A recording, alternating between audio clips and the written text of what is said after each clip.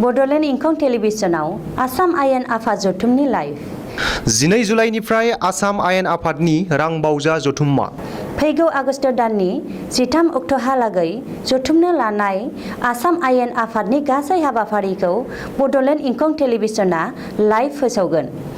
मुंख'नो गोनांदि बड'लेण्ड इंखं टेलिभिजनखौ केबल लोगोसे इउटिउबआव आरो गुबुन गुबुन बिजोङाव टेलिकास्ट खालामनाय जायो। बड'लेण्ड इंखं टेलिभिजनाव आसाम आयेन आफाद जथुमनि लाइभ 12 जुलाइनिफ्राय आसाम आयेन आफादनि रांबावजा जथुम्मा फैगौ आगस्ट दाननि 13 अक्ट'हालागै जथुमनो लानाय आसाम आयेन आफादनि गासै हाबाफारिखौ बड'लेण्ड इंखं टेलिभिजना लाइभ फोसावगोन। मुंख'नो गोनांदि बड'लेण्ड इंखं टेलिभिजनखौ केबल लोगोसे इउटिउब आरो गुबुन गुबुन बिजोङाव टेलिकास्ट खालामनाय जायो।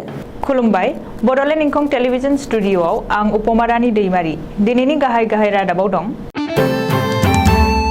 लेलापुरनि जाथायखौ लानानै आसाम आरो मिज'रामनि गिबि मन्थ्रिया टुइटाराव दान्थे बिदान्थे जादों।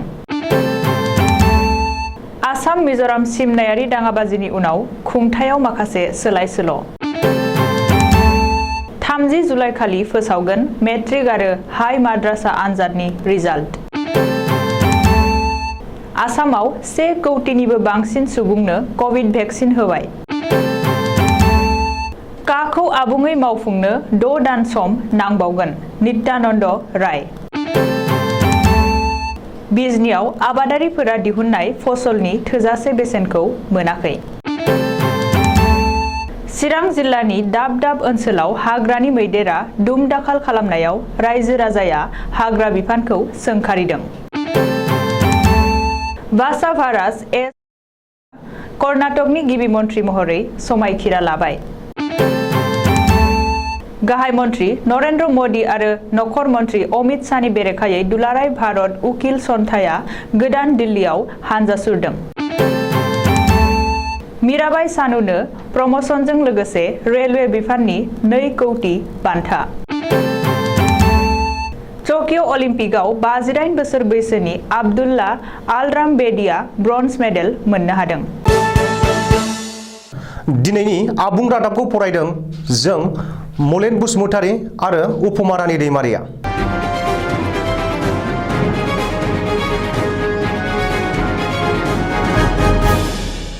आसाम आरो मिज'रामनि सिमना लायलापुराव सिमना जेंनाखौ लानानै समबार खालि मिज'राम पुलिसआ आसाम पुलिसनि सायाव LMGजों गुलि गावनानै 7 आसाम पुलिसखौ गावथारनाय आरो गोबांखौ जोखोम खालामनायनि उनाव थासारिया सिमनायावल' गुदुं जायाखै। मिज'राम पुलिसनि आखुआ आथिखालाव जोबोर सोंखारिजाथाव आरो गासिबो गोरोन्थिया मिज'राम पुलिसनिनो होननानै गिबि मन्थ्रि डक्टर हिमन्त बिश्व शर्माया माखासे फोरमाननि भिडिअ फुटेजखौ होनानै गावनि टुइटाराव लिरनानै फोसावदों। ओजोंहाय मिज'रामनि गिबि मन्थ्रि जरामथांगायाबो जिरायनानै थायाखै। जरामथांगायाबो टुइटाराव लिरदों दि लायलापुराव जालांनाय जाथायनि सिगां आसाम पुलिसआ सिलचरनिफ्राय थांनाय मिज'रामनि गारिफोरखौ हमथानानै गोबां खहा खालामग्रोदों, गोबां मिज' सुबुंखौ खस्थ' होदों। बिदिब्ला बैफोरखौ सोरनि सायाव दाय होगोन होननानै जरामथांगाया टुइटाराव लिरदों। अदेबानि दिनै बुधबार खालि गोदान दिल्लीयाव 3 खनायारि सावरायनायाव माबादि फिथाय थायो बेखौ नेनांसिगोन। काछार जिल्लायाव गोदान SP थिसनबाय। लेलापुर दाङाबाजियाव मिज' पुलिसनि गुलियाव गोब्राब जखम जानांनाय काछारनि SP वैभव निम्बलकारनि जायगायाव नखर बिफाना गोदान SP थिसनबाय।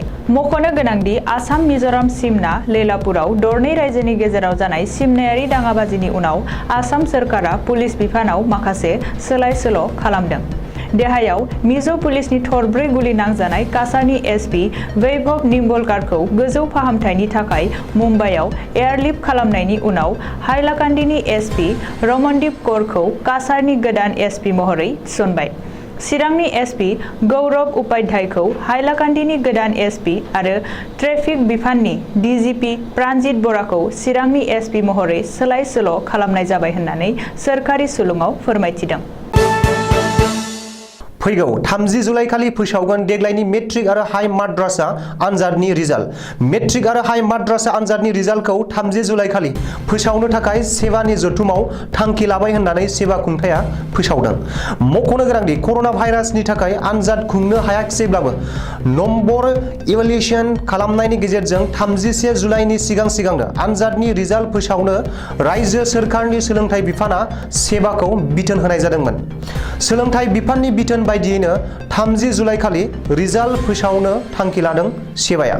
फोरमायथिनाय बादिब्ला फरायसाफोरा गावबा गावनि जानबुङावनो SMS नि जोहै आरो मोनफ्रोम आनजाद मिरुआव दैथायहरनाय PDF आव आनजादनि रिजाल्ट मोननो हागोन। 3 कौटिनिबो बांसिन सुबुं सानखो थानाय आसामाव 1 कौटिनिबो बांसिन सुबुंखौ कोविड भेक्सिन होबाय। बे बाथ्राखौ टुइटाराव टुइट खालामनानै फोरमायदों आसामनि गिबि मन्थ्रि डक्टर हिमन्त बिश्व शर्माया। गिबि मन्थ्रि शर्माया मैया टुइटाराव टुइट खालामना बुंदों दि खैफोदनि गेजेरावबो मोनसे मोजां खौरां। आसामाव 1 कौटिनिबो बांसिन सुबुङा कोविड भेक्सिन लाबाय। भेक्सिन होनाय हाबाफारिया लेहेंगिया जादोंब्लाबो भेक्सिन होनाया 1 कौटिनि बांसिन जाबाय। मख'नो गोनांदि आसामा नांगौ बायदियै थोजासे भेक्सिन मोननायनि थाखाय गाहाय मन्थ्रि नरेन्द्र मदिखौ साबायखर बावो आरो रायजोनाङै कोविड भेक्सिन होनायाव नांथाबनाय सावस्रि मावफारियाफोरखौ बाख्नायो गिबि मन्थ्रिया। सावस्रि बिफाननि रिपर्टनि बायदिब्ला आसामाव दासिम 1 कौटि 22,359 सा सुबुंनो कोविड भेक्सिन होबाय।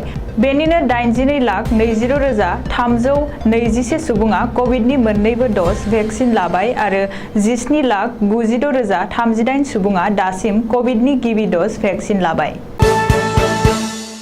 मिरुनि नखर आइजो मन्थ्रि नित्यानन्द रायआ बुंदों दि आथिखालाव भारतआव खाखौ आबुङै मावफुंनो थाखाय 6 दानसिमहालागै सम नांबावगोन। बिनि सोमोन्दै लकसभायाव बेरेखा दोलोनि कंग्रेस MP गौरब गगैआ जेब्ला सोंदोंमोन अब्ला नखर रायजो मन्थ्रि नित्यानन्द रायआ फिननाय होदोंमोन। ओजोंहाय नंगुबै सुलुङाव फोरमायनाय बादिब्ला बे खानि आयदाया आथिखालाव गोजौसिन बिजिरसालिनि फाइलावसो दिन्दांनानै दं। चिरां जिल्लानि बिजनी महकुमा बेन्दोंआव गुबुन गुबुन ओनसोलनि आबादारिफोरा खस्थ' खालामनानै दिहुननाय फसलनि बेसेनखौ थोजासे मोननो हायाखै।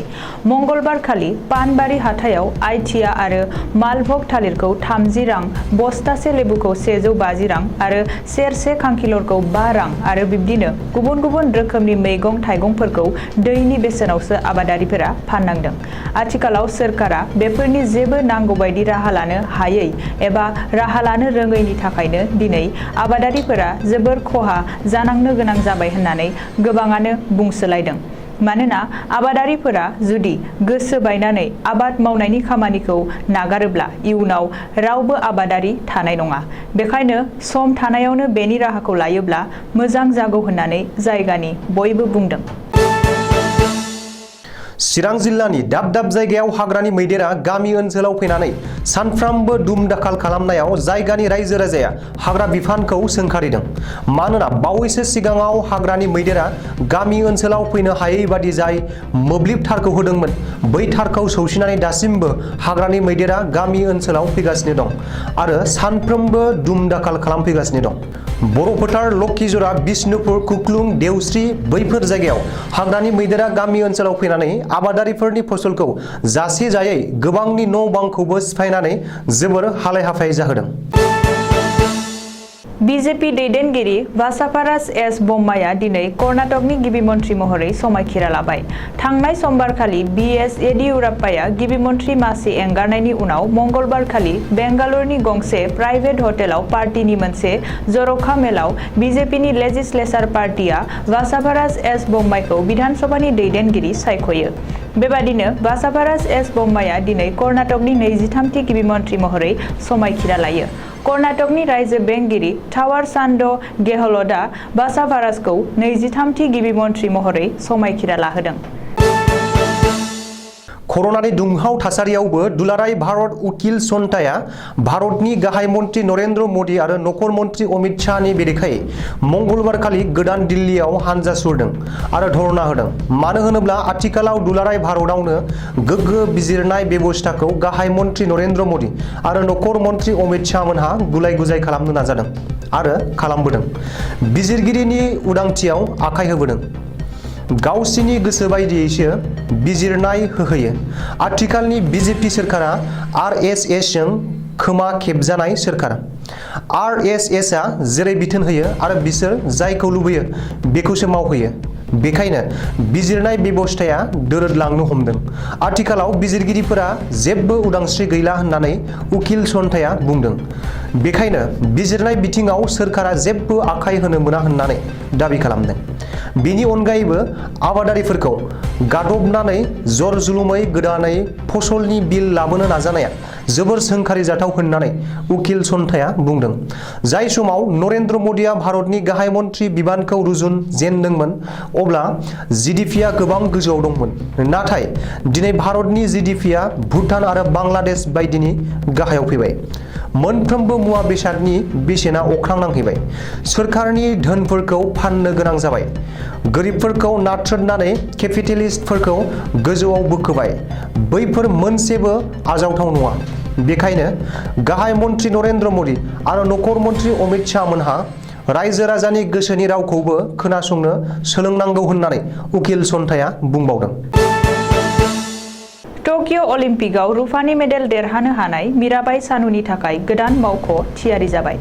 सा सानजा सिमनायारि रेलवे बिफानाव स्पर्ट्स खथायाव खामानि मावग्रा मीराबाई चानुआ बे समाव मणिपुरनि additional superintendent of police sports अलिम्पिकआव मेडेल देरहागिरि मीराबाईनि थाखाय मणिपुराव थियारि खालामनाय जादों गोदान मावख'। ओरैहाय मीराबाई चानुनि बे गेदेरथार जाफुंसारनायाव भारतारि रेलवे बिफाना मीराबाईनि साख्रिखौ प्रमसन खालामनायजों लोगोसे नोगोद 2 कौटि रां बान्था फोसावदों। मख'नो गोनांदि टकिअ अलिम्पिकनि गिबि सानावनो मीराबाई चानुआ वुमेन वेट लिफ्टिंनि 49 केजि इभेन्टआव रुफानि मेडेल आवथायना भारतनि अलिम्पिक मेडेलनि फारिलाइखौ बेखेवजेनदों। मीराबाई चानुनि जाफुंसारनायाव हादोरगिरि रामनाथ क'विन्द, गाहाय मन्थ्रि नरेन्द्र मदि, स्पर्ट्स मन्थ्रि, रेल मन्थ्रिजों लोगोसे हादोरनाङै गोजोन हामलायथि बावहरदों। मख'नो गोनांदि अलिम्पिकनि मेडेल लाना भारताव गिदिंबोफिननाय मीराबाई चानुखौ मिरु आयेन मन्थ्रि किरेन रिजिजुजों लोगोसे पिज्जा जाबाय थानायनि सावगारिबो ससियेल मिडियायाव भाइरेल जानायखौ नुनो मोन्दों। नाजानाय थायोब्ला सानसे देरहासार जानो हायो। बे बाथ्राखौ कुवेतनि 58 बोसोर बैसोनि आब्दुल्लाह आल रामबेदिया टकिअ अलिम्पिकआव फोरमान खालामदों। टकिअ अलिम्पिकआव शुटिं बादायलायनाय बाहागो लानानै सा 6 बादायलायगिरिफोरनि गेजेराव 3थि जायगा आवग्रिनानै ब्रन्ज मेडेल मोननो हानानै आब्दुल्लाह आल रामबेदिया गावखौ जोबोर गोजोननाय फोरमायदों। मख'नो गोनांदि आब्दुल्लाह आल रामबेदिया 1990 अलिम्पिक गेलेनायाव बाहागो लाबोदोंमोन, नाथाय जेबो मेडेल मोनफेराखैमोन। फैगौ 2024 मायथाइयाव पेरिसआव जानो गोनां अलिम्पिकआवबो गाव बाहागो लानो गोसो दंबावो होननानै आब्दुल्लाह आल रामबेदिया फोरमायदों। दानिया बोथोरनि खौरां। गाबोन बृहस्पतिबार खालिनि बड'लेण्डनि बोथोर।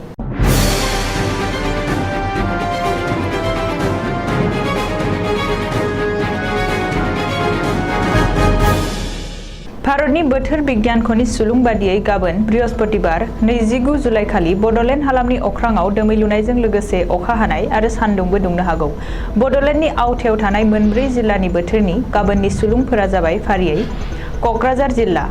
गाबोन क'क्राझार जिल्लायाव बोथोरा 32 डिग्री सेलसियास जागोन। चिरां जिल्ला गाबोन चिरां जिल्लायाव बोथोरा 33 डिग्री सेलसियास जागोन। बाक्सा जिल्ला गाबोन बाक्सा जिल्लायाव बोथोरा 32 डिग्री सेलसियास जागोन। उदालगुरि जिल्ला गाबोन उदालगुरि जिल्लायाव बोथोरा 32 डिग्री सेलसियास जागोन। दिनैनि रादाबा एसेनोसै। गोजोन्थों।